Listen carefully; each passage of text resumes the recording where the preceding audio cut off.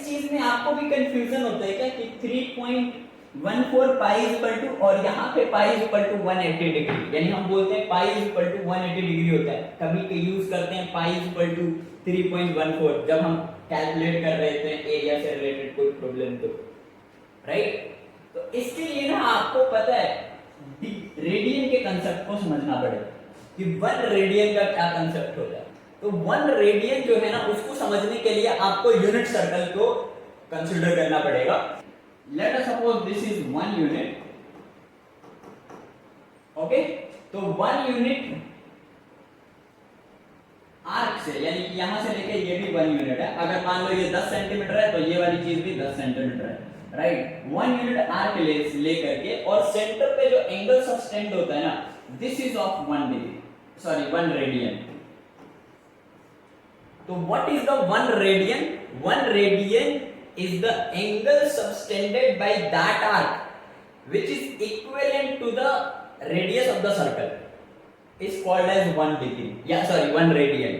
तो अब ये 1 रेडियन का कांसेप्ट समझ में आ गया तो क्या तुम बता सकते हो कि ये सर्कल जो यूनिट सर्कल है उसका जो सरकमफ्रेंस होगा वो कितना होगा? तो सरकमफ्रेंस होगा 2 पाई r। अब r की वैल्यू कितनी है? दिस इज 1, तो क्या मैं बोल सकता हूं सरकमफ्रेंस इसका 2 पाई है। तो सेमी सरकमफ्रेंस बता सकते हो इसका कितना है? ऑब्वियसली जो इसका c/2 होगा, यानी सेमी सरकमफ्रेंस, दिस इज ये वाली पार्ट होगी। अब ये वाला पार्ट कितना होगा? 2 पाई, अगर पूरा है तो आधा हो गया पाई, यानी ये जो है ना यहां से लेके यहां तक की जो वैल्यू है दिस इज नथिंग बट अ पाई, और पाई कुछ नहीं होता 3.14 होता है, 3.14 या 22/7 होता है। अब ये 22/7 जो सेंटर पे सब्सटेंड करेगा वो किसके बराबर होगा? कितने डिग्री के बराबर होगा? ऑब्वियसली ये वाली चीज तुम्हें पता है ना कि 180 डिग्री है।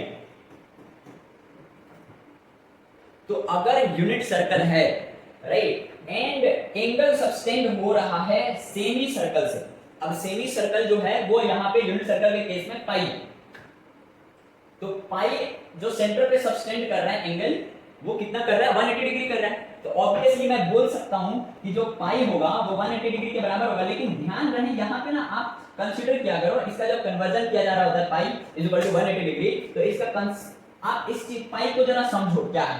तो pi is actually 3.14 length of the arc, और उस लेंथ ऑफ द आर्क से जो सेंटर पे एंगल सब्सटेंड हो रहा है ना उसको हम बोल रहे हैं कि वो वाली चीज angle, this is the length of the arc.